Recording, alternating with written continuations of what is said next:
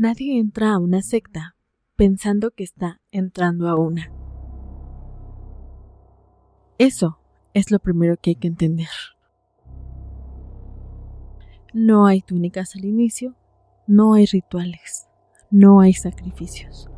Hay una invitación, una conversación amable, alguien que escucha cuando nadie más lo hace. Las sectas no reclutan a los fuertes, detectan a los cansados. Antes de empezar, suscríbete y activa la campana para no perderte del siguiente episodio. Sin más que decir, no lo olvides, apaga la luz, baja el volumen del mundo y ponte los audífonos. Estas son 3 sectas religiosas. Espera porque la última secta es la peor. 1993. La gente no busca jaulas, busca respuestas, busca orden, busca sentido. Y eso fue exactamente lo que muchos encontraron cuando llegaron a un terreno polvoriento. Esto a varios kilómetros de Waco, Texas, a un lugar que ellos llaman Mount Carmel. Desde fuera no parecía la gran cosa, un complejo de edificios simples, casi improvisados, nada que anunciara el horror que terminaría ahí adentro. La rama davidiana no nació como una secta violenta. Su origen se remonta a 1955, como una escisión de los davidianos adventistas del séptimo día, un grupo de obsesionados con la profecía, el fin de los tiempos y la idea de que el mundo estaba condenado, pero que pocos elegidos sobrevivirían. Durante décadas fueron un grupo marginal, extraño, pero relativamente pacífico, hasta que llegó Vernon Howell. Cuando Vernon apareció por primera vez en la comunidad, a inicios de los años 80, no parecía un líder. Era un joven callado, socialmente torpe, proveniente de una familia rota. Tenía problemas para relacionarse y, algo más inquietante, ya arrastraba antecedentes penales por haber tenido relaciones sexuales con una menor. En cualquier otro contexto, este historial habría sido suficiente para mantenerlo lejos, pero las sectas no funcionan como el mundo exterior, funcionan como vacíos. Y Vernon estaba lleno de ellos, pero también sabía detectar lo de los demás. Se integró poco a poco, escuchaba más de lo que hablaba, observaba, aprendía. Hubo una pugna abierta por el control del grupo, y cuando el polvo se asentó, Vernon Howell ya no estaba. En su lugar surgió David Koresh. El nombre no fue casualidad. David por el rey bíblico y Koresh la forma hebrea de Ciro el Grande, el liberador elegido por Dios. Con ese cambio de nombre, Koresh dejó claro algo. Ya no era un creyente más, era el elegido. Comenzó a proclamarse como el último profeta, el único capaz de interpretar correctamente el libro del Apocalipsis. Decía que había recibido una revelación del mismo nivel que Jesús al ser bautizado. Y lo decía con una seguridad aterradora. No gritaba, no se exaltaba, hablaba con calma. Eso lo hacía más convincente. Sus seguidores lo escuchaban durante horas, explicando los 7 sellos, describiendo guerras futuras y el colapso del gobierno. Pero siempre había un mensaje tranquilizador al final. Los que estén conmigo sobrevivirán. El miedo une, pero la promesa de salvación encadena.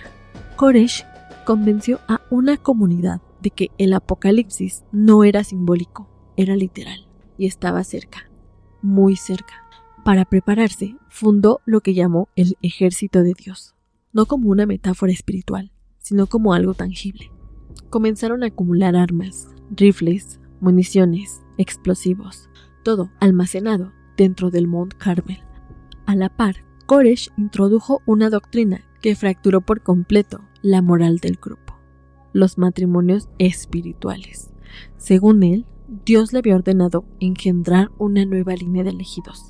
Eso significaba que todas las mujeres del grupo, sin importar su edad, le pertenecían espiritualmente. Los matrimonios previos fueron anulados. Los hombres debían de aceptar el sacrificio. Muchos lo hicieron, porque para entonces ya no pensaban como individuos, pensaban como creyentes aterrados. Koresh tuvo múltiples parejas.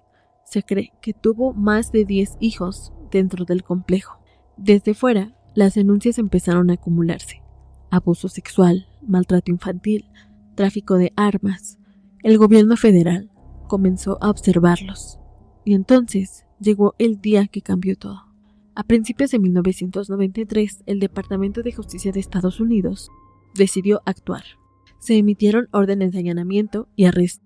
El complejo fue rodeado por 76 agentes armados, muchos con entrenamiento militar.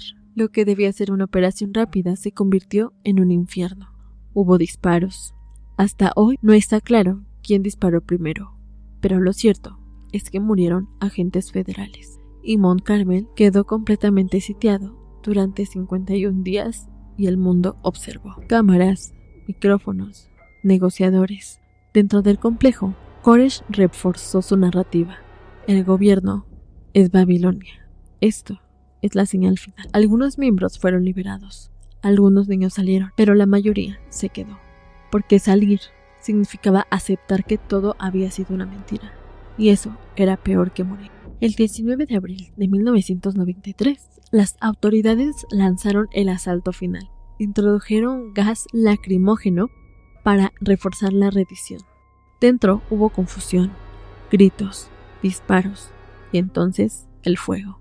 Un incendio brutal se propagó en minutos. Las llamas devoraron el complejo. 79 personas murieron, hombres, mujeres, niños. Mount Carmel quedó reducido a cenizas. David Koresh fue encontrado muerto, con un disparo en la cabeza. Nunca se determinó si fue suicidio o ejecución. El origen del incendio jamás se estableció con certeza. El informe oficial concluyó que la responsabilidad final recaía en Koresh y sus seguidores. Pero las decisiones del gobierno fueron duramente criticadas. Hasta hoy, Waco sigue siendo una herida abierta, porque la verdadera pregunta no es cómo murieron, sino cómo llegaron ahí. Y la respuesta es la parte más aterradora de todas. No eran monstruos, eran personas. Personas que buscaron sentido y encontraron a alguien dispuesto a usar su miedo. Heaven's Gate, Rancho Santa Fe, California, 1997. No todos los cultos prometen poder. Algunos prometen escape. Escape del cuerpo, de la soledad, del dolor de estar vivo. Y ninguno lo hizo de forma tan silenciosa, tan pulcra, como Heaven's Gate. A diferencia de otras sectas, ellos no se escondían en montañas, ni en desiertos. Vivían en casas limpias, en barrios tranquilos, rodeados de vecinos que jamás sospecharon nada. Era 1997. Internet todavía era joven, y Heaven's Gate fue una de las primeras sectas religiosas de la era digital. No gritaban en plazas, no repartían panfletos en la calle. Tenían páginas web, textos blancos sobre fondos oscuros, lenguaje técnico, promesas de evolución. El líder se llamaba Marshall Applewhite, alto, delgado, con una voz temblorosa que parecía siempre al borde del llanto. No imponía miedo, inspiraba lástima, y eso lo hacía más peligroso. Applewhite había conocido años atrás a Bonnie Nettles, una enfermera profundamente espiritual. Juntos desarrollaron una creencia que combinaba cristianismo, misticismo y ciencia ficción. No hablaban de cielo, hablaban de niveles. Según ellos, el ser humano no era el estado final de la existencia, era solo una fase defectuosa. El cuerpo era un vehículo, la mente, un programa limitado, las emociones, un error. Applewhite enseñaba que él era el advenimiento de Cristo, pero no en el sentido tradicional. Cristo no era un salvador crucificado, era un instructor extraterrestre. Dios, decía, no era un padre amoroso, era una entidad alienígena avanzada. Y el apocalipsis no llegaría con fuego, sino con una actualización. A sus seguidores los llamaba la tripulación. No eran fieles, no eran creyentes, eran pasajeros. Durante años viajaron por Estados Unidos reclutando personas rotas, gente sola, desarreglada, obsesionada con la idea de que el mundo no tenía un lugar para ellos, y Applewhite les ofrecía algo aterradoramente atractivo. No perteneces aquí, tu cuerpo no eres tú, puedes irte. Cuando Bonnie Nettles murió en 1985, algo cambió. Según su doctrina, ella debía haber ascendido a un nivel superior sin morir, pero murió. Eso obligó a Applewhite a ajustar la narrativa. La muerte, explicó en ese entonces, sí era necesaria, pero no como suicidio, como liberación del vehículo. Con los años, las reglas se volvieron más estrictas. Eliminación total de sexualidad, control absoluto del lenguaje, uniformidad. Muchos miembros se sometieron a castraciones voluntarias para eliminar cualquier rastro de deseo humano, no por castigo, por eficiencia.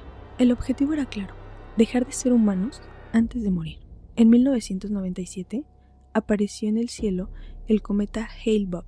Para la mayoría fue un espectáculo astronómico. Para Applewhite fue la señal final.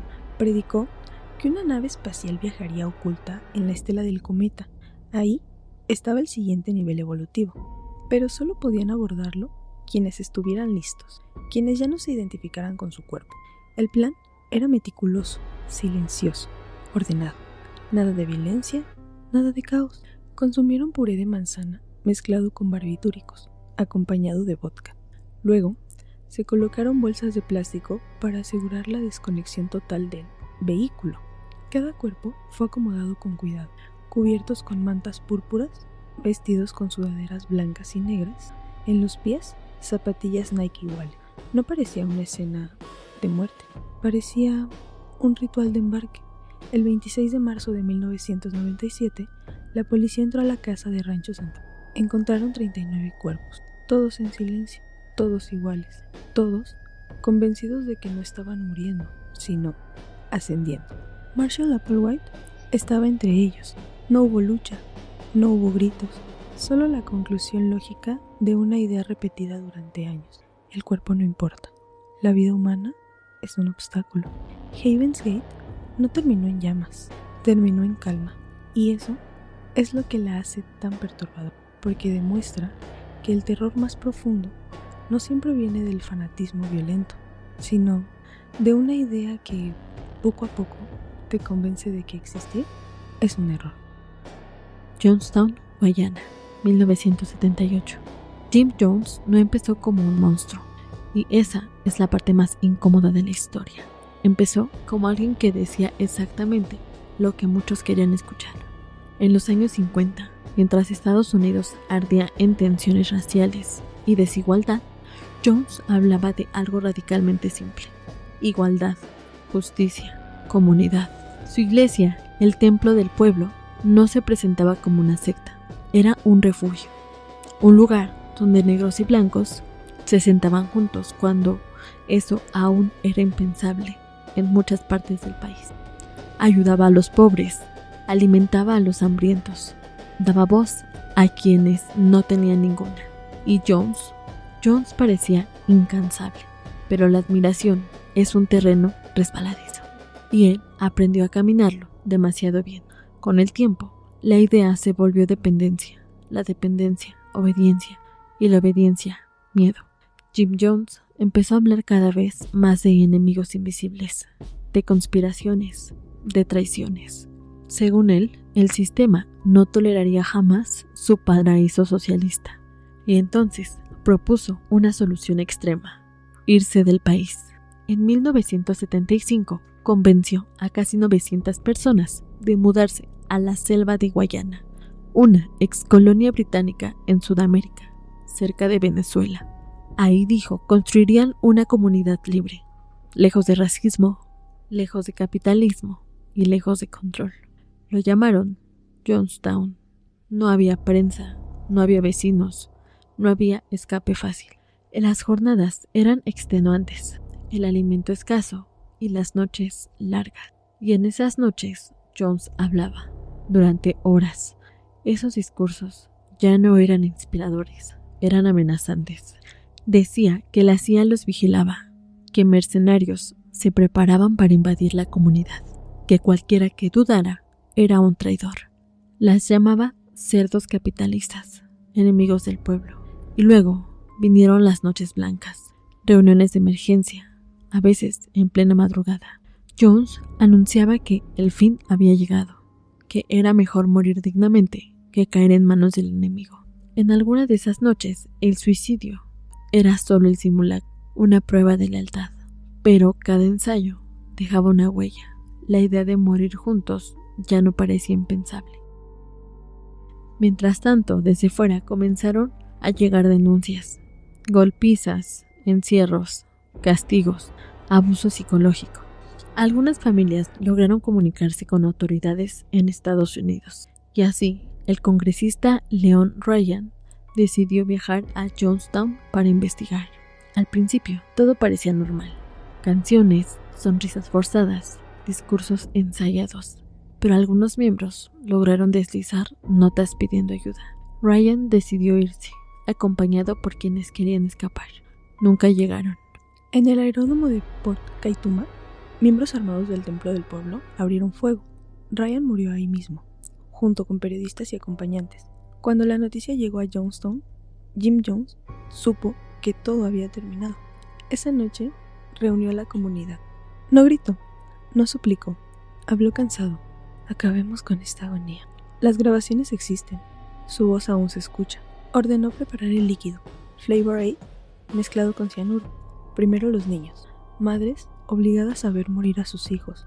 Algunos adultos bebieron voluntariamente, otros fueron forzados, amenazados con armas.